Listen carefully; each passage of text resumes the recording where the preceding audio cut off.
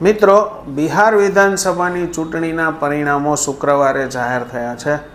ચૂંટણીના પરિણામો સત્તાધારી પક્ષની ફેવરમાં જ આવ્યા છે. એટલે કે જે રીતે એક્ઝિટ પોલમાં ધારણા હતી એ જ રીતેના પરિણામો આવ્યા છે. એટલે કે પરિણામો સત્તાધારી પક્ષની ફેવરમાં આવ્યા છે, જે બજાર માટે એક પોઝિટિવ થવાનું મોટું કારણ ગણી શકાય. આજે બજારમાં એટલે જ તેજી થઈ છે એવું કહી શકાય.